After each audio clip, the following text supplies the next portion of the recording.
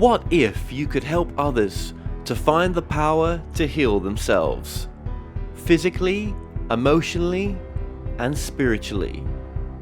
When I started teaching my classes, it was in 2002, and I was just doing the past life regressions and contacting the subconscious part.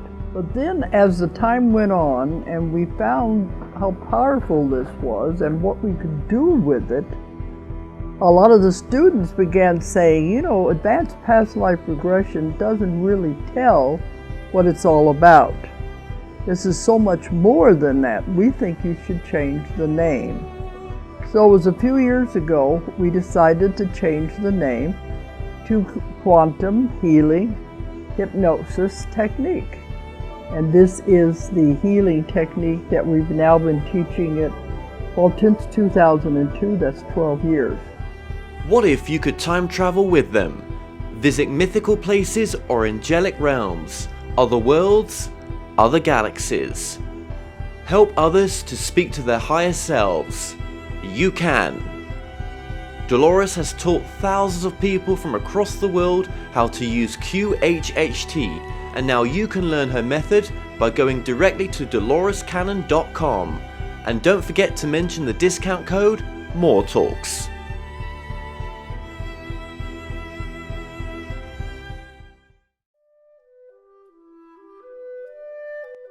Established over 100 years ago, Watkins Books is one of the world's oldest and leading independent bookshops specializing in esoterica. We have the widest selection of esoteric books in the UK, and our friendly and knowledgeable staff are here to assist you in a unique ambience of our shop. So come and visit us in the heart of London as we're open every day.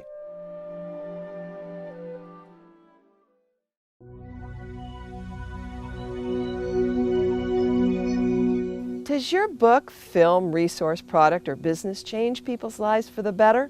Hi, I'm Jackie Lappin, founder of Conscious Media Relations, a unique boutique PR firm that helps you connect with your mind, body, spirit, and conscious lifestyle audience in a big way. We reach 3,500 specialty media and all the key mainstream outlets in the United States. I invite you to explore our radio media tour that connects to 2,600 personal growth radio shows. There is just nothing else like it. Come check out our website and read our rave reviews.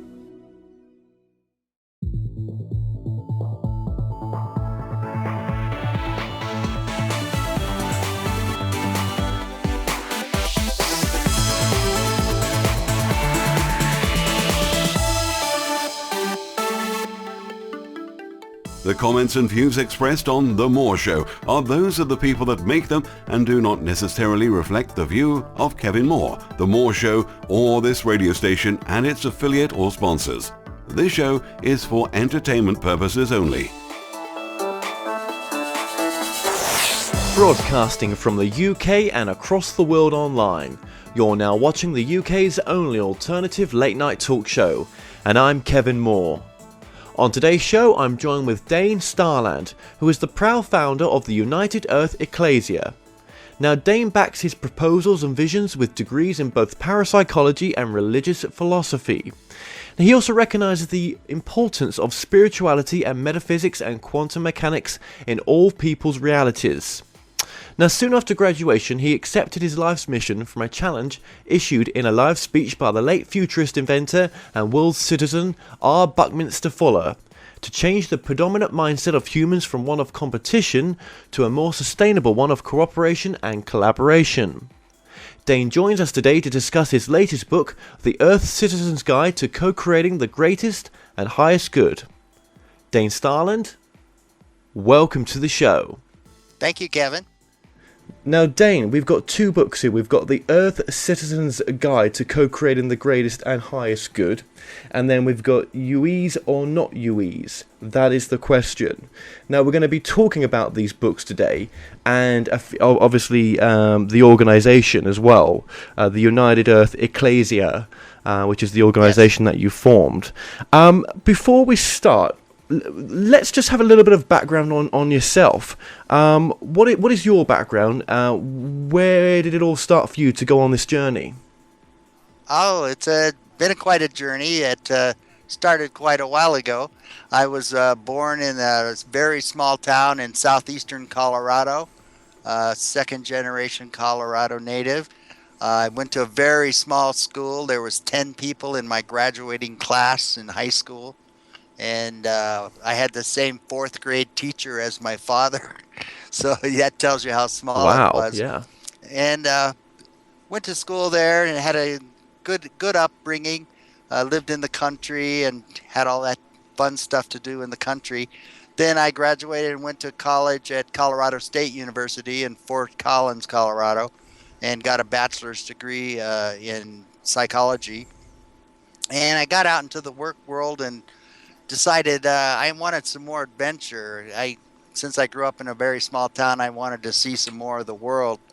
So I was working and I saw people that had been there 30, 40 years. And I go, wait, I'm too young for this. So I need some adventure. So I got a wild hair and I joined the Peace Corps. And I went to the Philippines for a couple of years.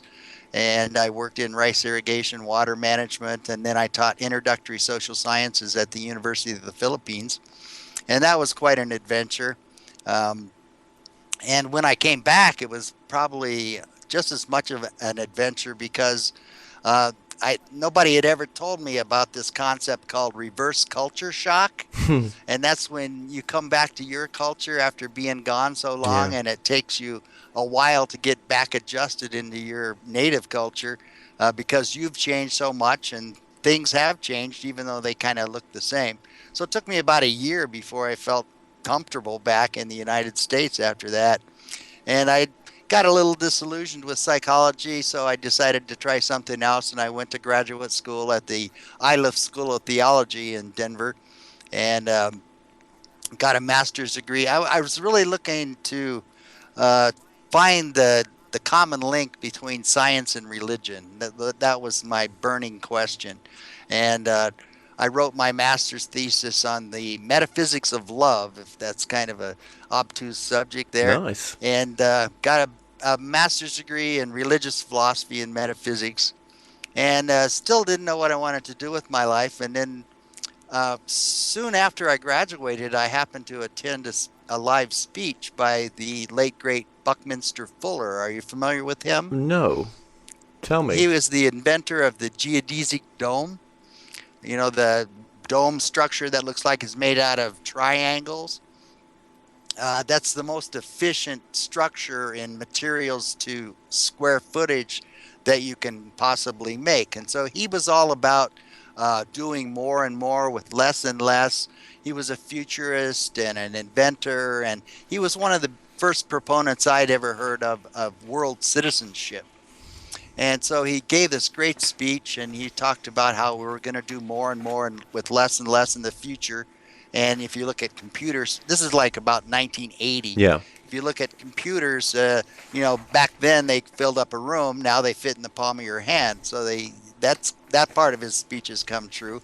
But he also talked about the future of the human race, and he talked about how if mankind didn't change their predominant mindset from one of being competitive to being more cooperative and collaborative, their future didn't look too bright. And he was very convincing on that. And so at the time, I thought to myself, well, how would you even start that process? Because you got, so many cultures and languages and religions and all of that stuff. And That's right.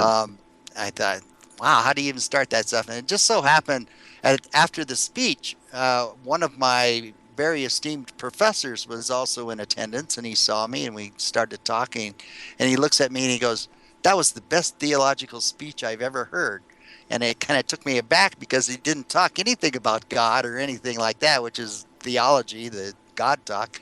And so that even set me more in motion. I said, well, this is something that it seems important enough to try to do this. And so I've been spending the last 30, 35 years how to do this. And it took me a while to figure out how to do it. Back then, again, there was no internet or anything, so I was trying different things, but not much success. And again, also back then, the whole mindset of people was a lot different in terms of world citizenship and that kind of thing. Um, And then I saw the internet come along, and I saw the power of the social networking and the popularity of it. And social networking is great, keeps you in touch with your friends and family and all of that. But it doesn't really do a lot to evolve the human race in a positive way. And so I said, well, how can we adapt this technology, which is the most powerful technology we've ever invented, to to to make that change and to help people get in the more cooperative mindset. And so that's why I founded the United Earth Ecclesia, and we've gotten our website up. And the whole theory behind it is we want to get people. I call it political consensus for political consensus for collective behavior, and that we're gonna be doing polls and surveys and find out what people really think. And then once we do that, we'll find out what the biggest problems are that people think the biggest problems are in the world today, and then we'll have them suggest different types of um, action plans to take care of those problems, and then we'll again vote in mass and finally narrow it down to the most pressing ones, and then we'll formulate an action plan and agree on that, and then we'll move on that action plan in mass and try to effect those positive changes that we want to do. So Okay. that's the whole theory behind it. Okay. Very interesting. What background are you then? Are you religious? Are you spiritual? Are you a bit of both? Well, Or I was raised a Methodist, which if you talk to Catholics, they say that's the closest thing to having no religion at all. But um, I would say I would categorize myself as spiritual. Some of my friends in at the Olive School of Theology would call me the resident Buddhist because I'd like to dabble in some of that. I was very much influenced by a writer by the name of Pierre Teilhard de Chardin. Are you familiar with his writing at no, all? no. Tell me. He was a French paleographer, but he was also a Roman Catholic priest, and he was very popular in the mid 1900s. I think he died around 1945 or something like that. And he was a very profound metaphysician in what he talked about. And his writings were so out there, according to the Catholic Church, that his writings were banned from even being published until after his death. But he talks about some of his most popular books are called The Phenomenon of Man, The Future of Man, and he talks about things like what he called a noosphere, which is an envelope around the earth that contains all the thoughts. Nous means mind in Greek, so it's the sphere of the mind that we all contribute to, that envelops the earth, and we all can draw on that. It's kind of like the human version of the internet, so to speak. Sure.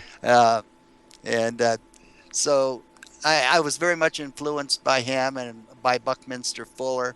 And yeah, I've read a lot of in my studies I had a lot of Mideastern teaching and studied about Buddhism and different other religions. And so I've kind of just pulled all these different things together. And again, I would classify myself as spiritual, but just a human, just like you and me. And that's the key thing here, is that we're all the same.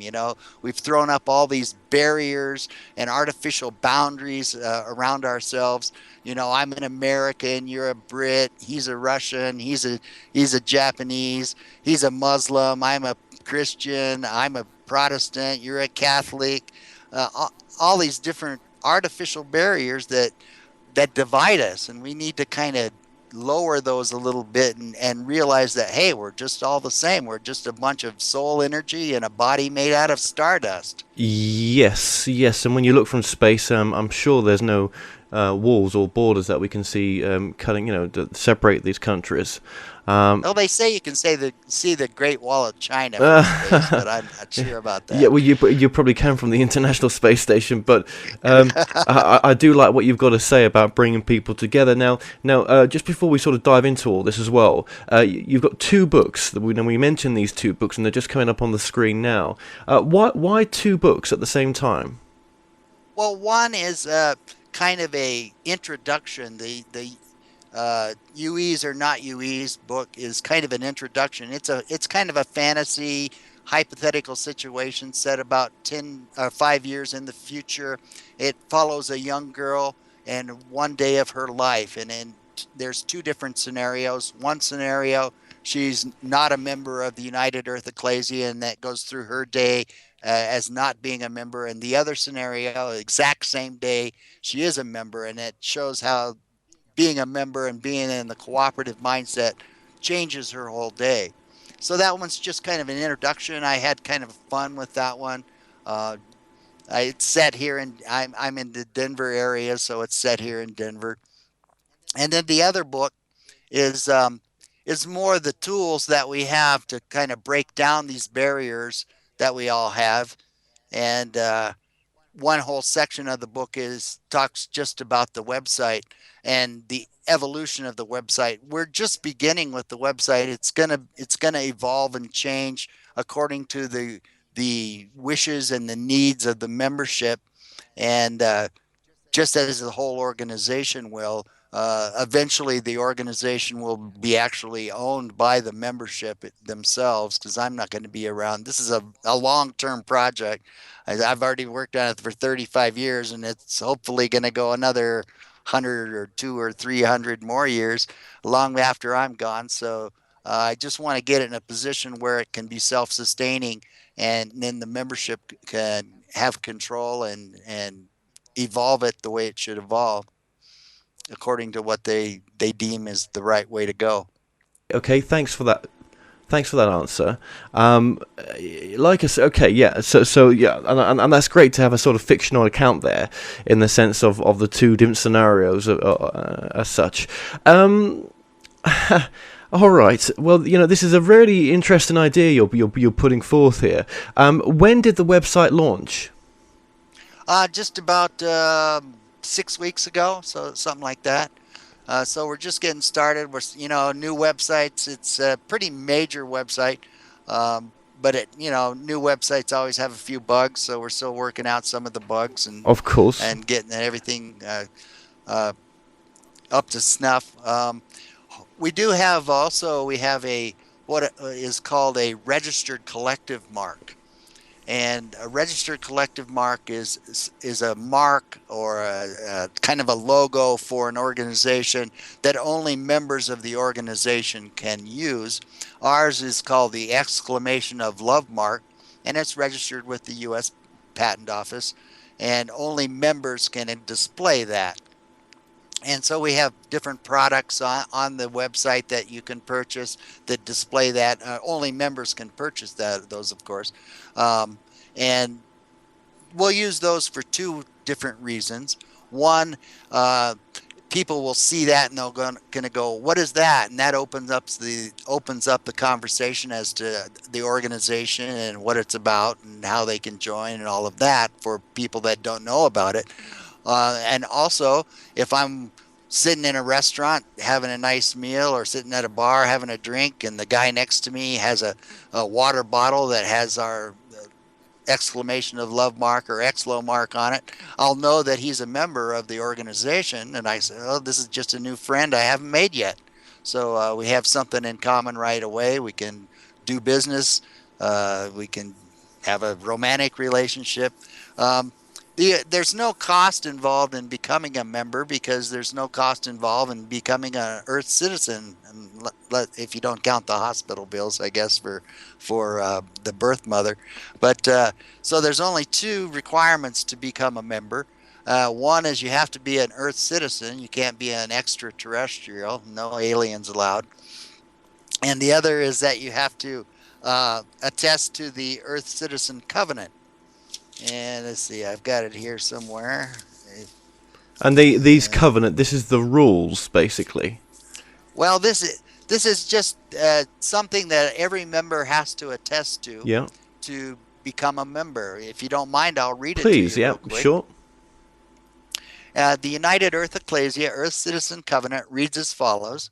As active United Earth citizens, we promise that we will not harm or trespass in any way on the person and property of any other United Earth citizen. That includes a promise to uphold the bonds of trust that connect all United Earth citizens who have sworn to this covenant. As loving United Earth citizens, we promise to love one another and act toward others as we would like them to act toward us.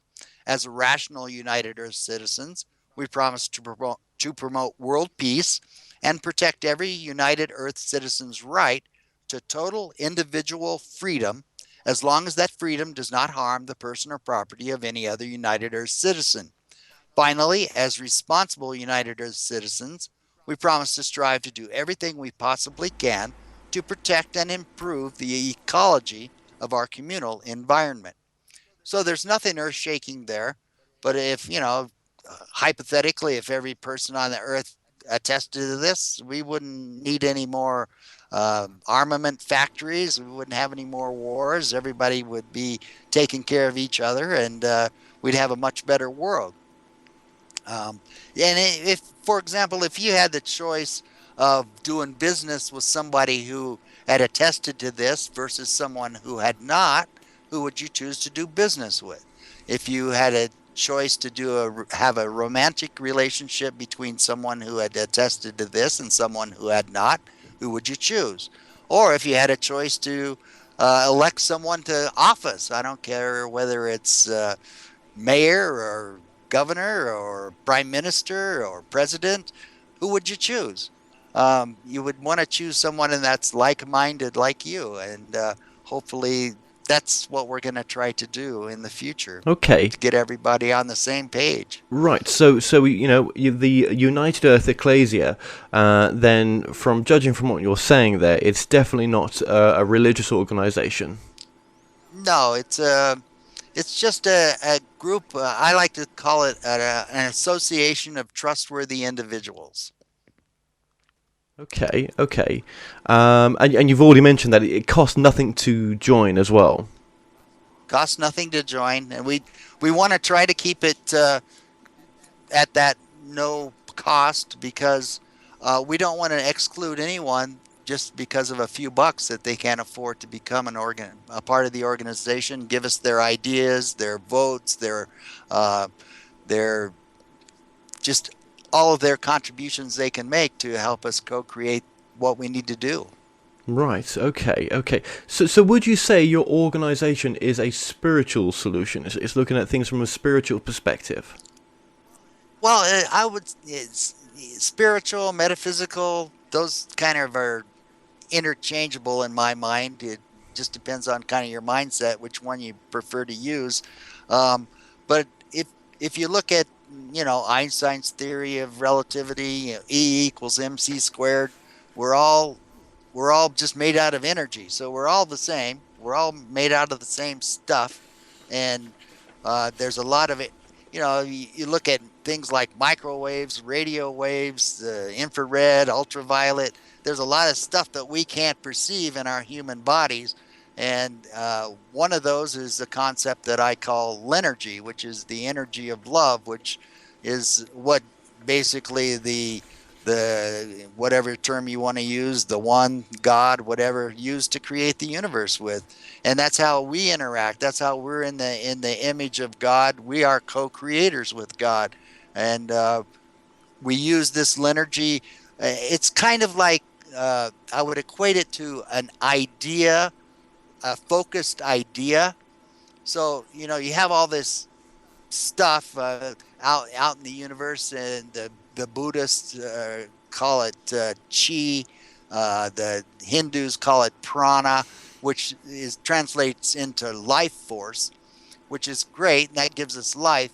But we can't really create anything with that life force until we have the focus of that life force, and that starts with ideas. And so you could equate it to maybe the energy of an Right, idea. right. So to Yeah, speak. yeah. And there's two co-founders here. There's yourself and somebody else, isn't there? Yes, It's my your wife. wife, right? Okay, so it's yourself and your wife who are the co-founders of this organization. Okay, Yes. interesting. Okay, well, that must make it easier to form something as large on this scale as you're looking to do. That you're both working together on the same thing. Oh yeah, she's very supportive, and um, she gives me a lot of great ideas on how we can work together and move forward. Um, what we're looking for right now is just founding members. We're in the founding period, so we need to get a good sizable membership before we can have any kind of ability to really make a difference.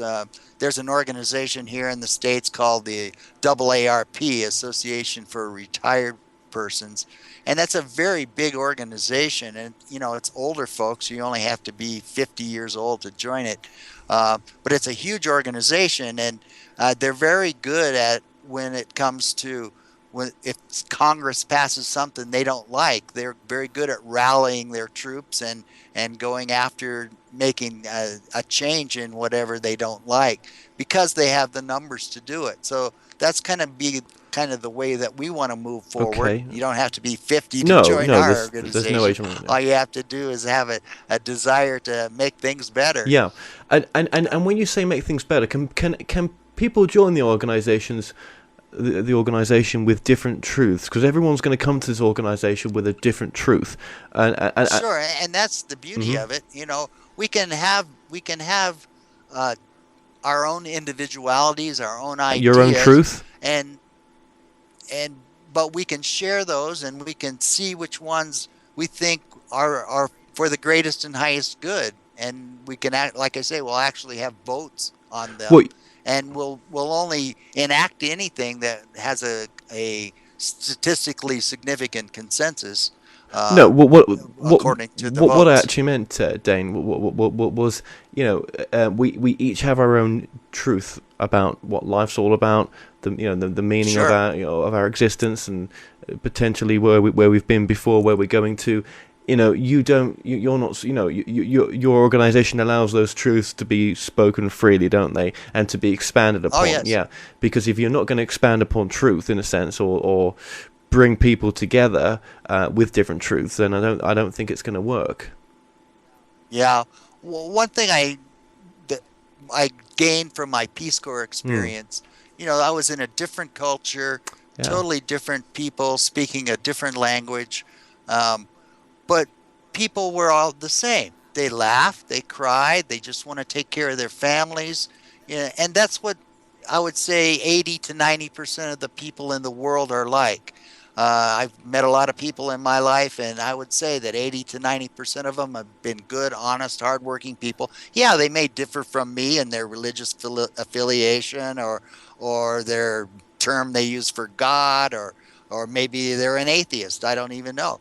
But as long as we just love and respect each other, uh, the rest of it is just kind of superfluous.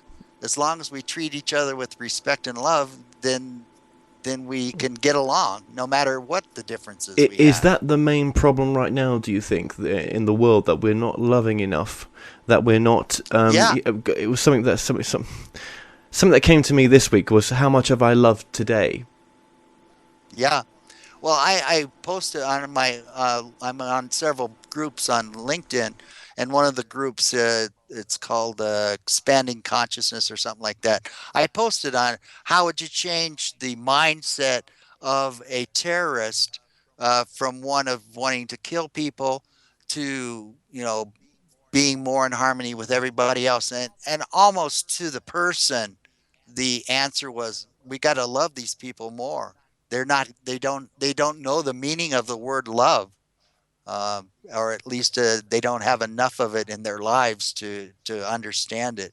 So I know that's probably goes against everything that most people think, about how to deal with the terrorist I don't situation, know but so much. I don't know so much, Dane. I mean, I channel, and that's what comes through in my channeling. Just yeah. to send love out to them, which is sometimes hard to reflect upon, because you're like, well, hang on, look at the destruction that they've caused, and the absolute fear that Yes. they've put into people. But no, the power of the universal love, and you speak about this in your book as well, the power of universal love. Yes. Yes. Well, it's all pervasive. It's everywhere. We just have to utilize it to change people's thinking from competitive to cooperative and collaborative. And that the way we do that, it's not by our words, it's by our actions. Yeah, I mean, there's a lot of love in religions at the core of it. Yeah. It's just it seems to be the way it's interpreted. The teachings are interpreted a certain way, and is there another way of looking at them? Maybe. Well, um, the problem is you have this very small percentage of people that distort religion for their own purposes. Most American Muslims are abhorred by what is happening with the Muslims over in the Middle East, and they say those aren't people are not Muslims. They may say they are, but they're not. They're not practicing what we believe in, and so there's always going to be this small percentage, that 10%, so to speak, that get all the press. They do all the bad things. They try to lie, steal, cheat other people. They and they don't love. They only love themselves, and that's the problem. So we need to change that to have them show that universal love has a much better outcome for everybody. They've done psychological studies on that, uh, Yeah. where they they did experiments where uh, the cooperation always had a better outcome than one of competition. And so that's what we need to translate into how we interact with other people. Yeah, I mean, it's almost like a major conscious shift to bring this organization together. But maybe we're going through a conscious shift right now, on a Well, major I think we scale. are. Like I said, 35 years ago, I wouldn't have never been even booked on a show like yours, because the whole focus was the me generation and all of that. Whereas now I think the time is right for an organization like this to come forward Yeah. and work together with other organizations.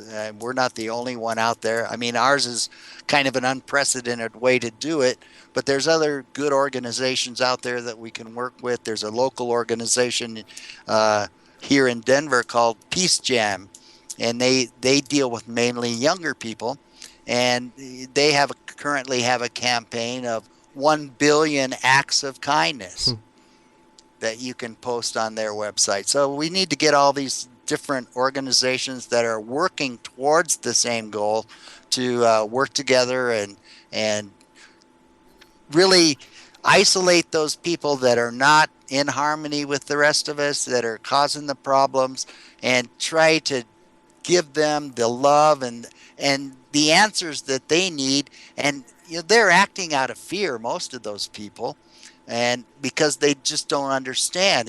We're the great Satan according to a lot of them, but they don't know what that really means. That's just what they've been taught by uh, the zealots that gave them their education. And uh, if they come here and they see that, hey, we're not the great Satan, we're just trying to live our lives like your people are, love our families, laugh, cry, have a good life. Yeah. That's what we need to show them, and take that fear away. Fear is usually fear of the unknown, and so to make that known, we have to interact with them as much as we can without imperiling our own uh, personas. But there's ways to do that. And one of the first questions I would like to ask a terrorist would be, what do you love? See where they're coming from. Yes, yes, and yeah, maybe not a lot. Obviously, addictions to being very limited in their thinking, and yeah, it must be a strange experience sometimes to wake up yourself from your own limited beliefs. Yeah. Well, I know in the Philippines when I was there, uh, they, this was like the mid 70s, and the Philippines has basically no middle class. It's all either the very small upper class or the very much low class, and almost 80% of the children in the Philippines were malnourished, and of course that affects brain development. And so the first things that we need to do is make sure that everybody's got a roof over their head, they got food in their bowl, they've got potable water, so they can self-actualize like the rest of us in uh, uh, more advanced cultures or more developed cultures.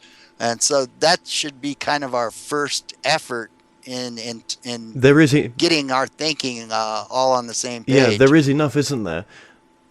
There's plenty. It's just unequally distributed. And if look how much resources we would have if we didn't make all of these armaments and tanks and all of the military supplies. If we basically change change the swords and the plowshares and use those resources to help people become more self-actualized, it would be a different world. I know it all sounds idealistic, but we got to start somewhere. We can't let things go on the way they are. Well, we haven't been getting it right, have we? We seem to do things No. the most painful way. Yeah. So this is, like I said, this is unprecedented. Sure. When you say that you're willing to work with other groups, what does that mean? Just briefly. Well, we share newsletters, share membership, share ideas. Um, Once we get a substantial membership, we would be sharing the results of our voting and uh, our polling, and sharing those results as to this is what people are thinking, and this is how we should think about moving forward. Right, okay. And these are some of the action ideas for action plans that we can implement to mitigate this particular problem or these problems. Absolutely. And how can joining your organization improve someone's life, in a sense, to have the life that they want, to manifest the things that they want, to improve themselves in ways that they couldn't do otherwise? Or do they already need to be at a certain level to do that? I mean... Well, I think just interacting with people with that in mind. We do so much interacting on the social media, like I said, that doesn't really do anything to promote the advancement of humankind. So we need to just put a little more focus on some of the bigger questions and what we really need to do in terms of action plans and making a better life. This is a big long-term project. It may not help your life right now, but it maybe it's going to help your child to have a better life in 30 years and your grandchild in 60 years. It may give you some satisfaction knowing that you were a contributor to making positive changes in the world. It will take away some of the fear of interacting. I know when I was growing up, I was in a community where there was maybe one family of black people. And so I didn't have a lot of interaction with black people. And so I was afraid of them because I just didn't know them. And then I got to college and I met some nice black people, and I had friends that were black, and I had friends that were Chinese, and friends that were Japanese, and friends that were South American. And it's once you interact with people, you see that, hey, we're basically all the same. We have our individuality. That's great, but that doesn't mean that we can't work together towards common goals. I wonder what consciousness on higher levels, potential levels that we maybe go to when we pass on, would want for us in this moment now. Maybe something like this is needed, because our governments are not offering this, are they? No, and the churches are not offering it either. Well, unfortunately, the Unfortunately. churches are saying, if you we're all sinners, and if you don't repent and follow the way of Christ, you've got no way to maybe be led into heaven. I mean, Well, that's the thing. Every church says it's my way or the highway, and it doesn't have to be that way. no. We're all spiritual beings. We're all spiritual energy in a body made of stardust, um, and if you look at just physics and metaphysics, we're all vibrating on a certain wavelength, and we can raise that through conscious efforts and different things we can Do you, do. Um, sure, go ahead. Sorry, go ahead.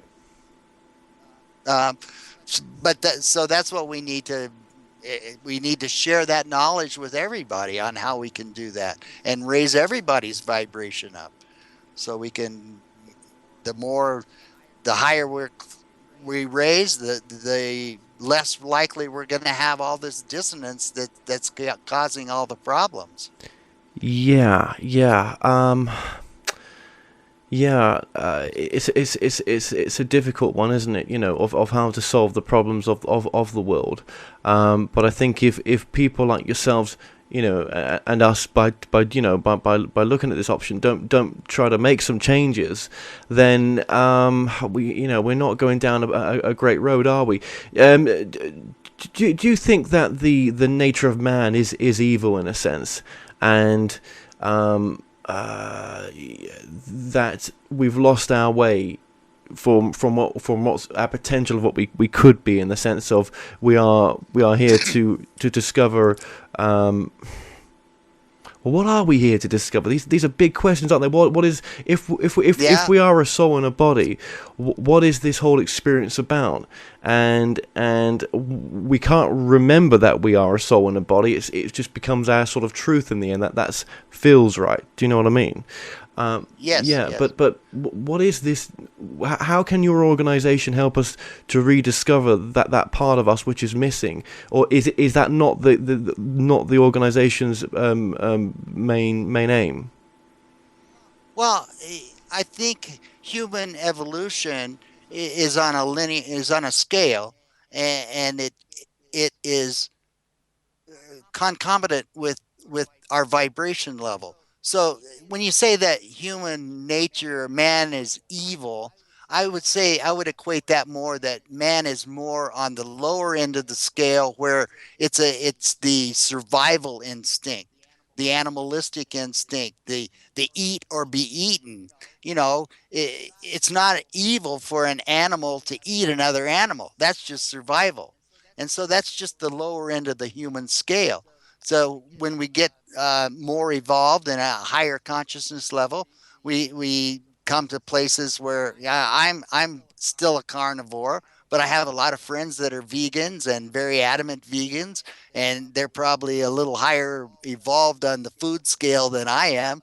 But you look at vegans, and they eat plants, and plants have feelings too. They found out. So, where do you kind of draw the line Yeah. on? We still have to eat to survive. But one of my professors at Isla School of Theology, he was a visiting professor, and he was from.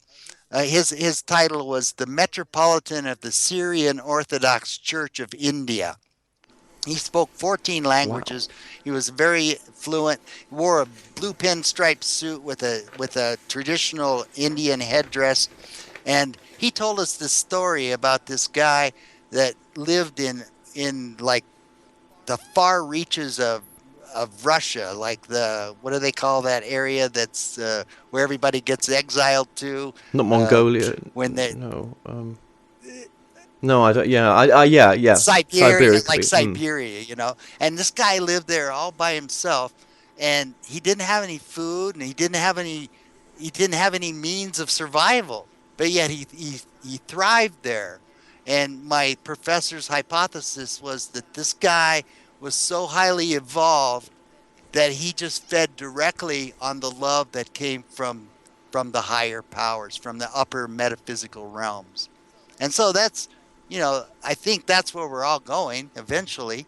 Some of us takes a while longer, and we each one of us move at our own pace.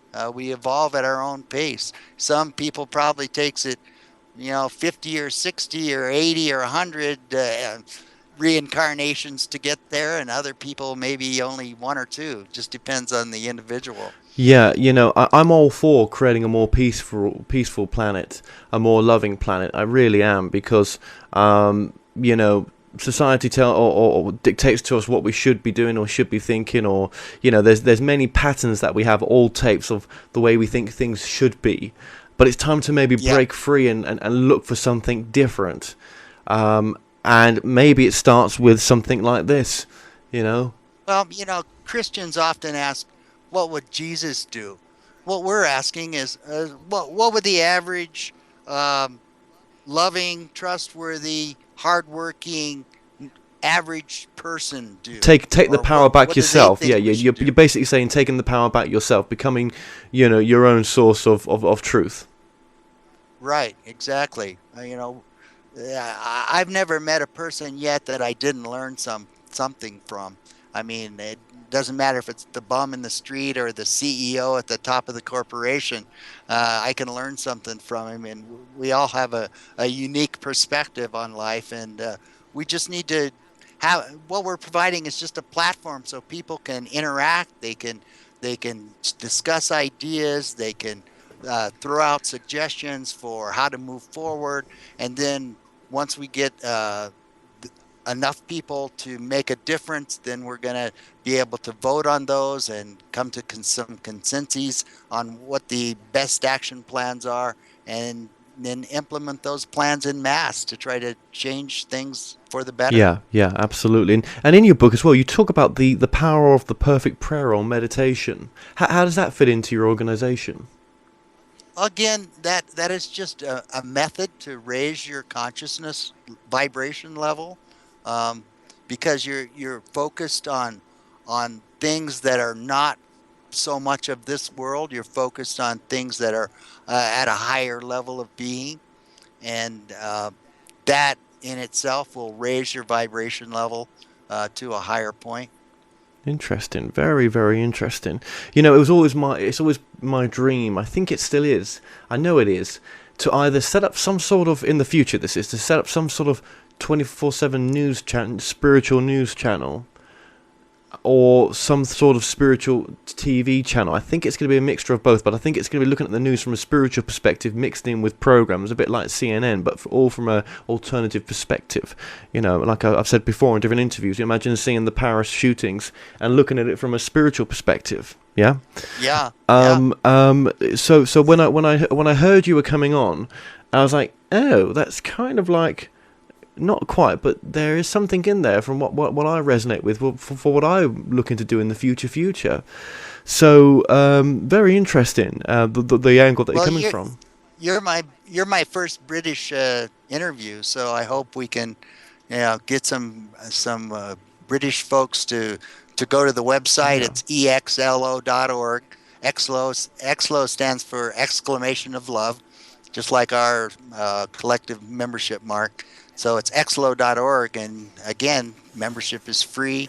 You can buy our books. You can buy our books without being a member. And there is on the website, there is even some free excerpts that you can download of the books, both audio or PDF, that you can download. And there is also a version of our exclamation of love registered collective mark that you can use as a font, and anybody can use that. It's a heart shape, basically on top of a plus sign, and again, you use that in your written communication as a font, as the newest emoticon, if you will, to just put more love in your written correspondence. Yeah, it's another place to start, and you can download that for free on the site also. How would you see the future of the funding of this organization? Well, again, we have the products. That's one thing, and again, only members can buy the products. One of the founding member benefits that we're we don't have quite up yet, but we're still working on, is we're going to have a business listing page where members can interact with businesses of other members, and for founding members, they get a free listing in that. But eventually they'll be able to make a larger, that's going to be the only area of the website that's going to have advertisement, and so they can pay for advertisement to get a bigger ad than something bigger than a listing. And also we'll be working with affiliates where they would give us a portion of their sales that come through our website of like-minded type of organizations, whether Yeah. it be, you know, personal development or just whatever. It's I've basically funded this out of my I thought pocket so. at this point, and so I do need to get some cash flow coming back just to kind of make things better and I want to get it so it's just sustainable. Yes. That's the biggest idea. Are you retired right now? Are you? Or? No, I'm actually, I work for a nonprofit on a part-time Yeah. basis. It's an organization called Learning Ally. Its former name was Recording for the Blind and Dyslexic. We record academic textbooks for people with print disabilities. Ah. We're the largest organization in the world with um, academic audiobooks. So I work for them part-time, and I do a few other things on the side just to make ends Yeah. meet. But Yeah. this has been a substantial outlay of expenses, and if people don't support it, and it it I can't support it any longer. Unfortunately, it would have to go away. But I have belief and faith that what I'm doing is the right thing. Again, I've been working on this for 35 years, and it just seems like it's the right thing to do. And I'm not going to let a few financial uh, blocks No. No. stand in the way. Absolutely So not. I'm looking for a major sponsor. If I had one major sponsor that would want to be the sole major sponsor, that would be great. I would hope it'd be someone like the Gallup poll people or somebody like that, where because we're going to be doing a lot of polls and surveys and getting the on the pulse of the average Yeah. person. Yeah. Absolutely. And if you were, if with the covenant that you've laid out, how do you deal with people that commit crimes and stuff like that? I mean, how would your utopia deal with such things as that, or is that too far off? Well, that in the book we talk about that. We're not screening people to become a member. So at this point, anybody can become a member. But we will have a screening process down the road where, like on Facebook, you have your own personal page. Well, on that page, there's going to be some additional things. There's going to be basically 3 columns. One is going to be a kudos column, one is going to be a criticals column, and the other is going to be a rebuttals column. Right. And so, say you and I did business, and we're both members. I could go onto your page, and under the kudos, I could say, "Oh, that Kevin is a great guy. He treated me nice on his show. He's like-minded, and if you ever have a chance to do business with him, I would go for it because he's worth it." Or if you stab me in the back, I could put in the criticals column. I'm never going to do business with Kevin again. He lied to me. He did me wrong. Blah blah blah. And then in the rebuttals column, to any of the critical things, you could put your rebuttal and give your side of the story, Sure. so to That's speak. fair enough. And so that would give people, if I just met you, I could go to your page and see how many people have said nice things, how many things said bad things, and what you said about the bad things, and I could make my own judgment as to whether I would want to do business with you or vote you into Yes. office or something like that. And it's going to be up to the membership. If somebody has like a super bad ratio of 10 criticals to 1 maybe kudo or something like that, then they maybe banned from the organization Yeah. or excluded from the organization. But that's not really up to me. This is not about me. It's about what people want and what people think is fair and how they want to move forward. What would you say, Dane, is the most important message of your work?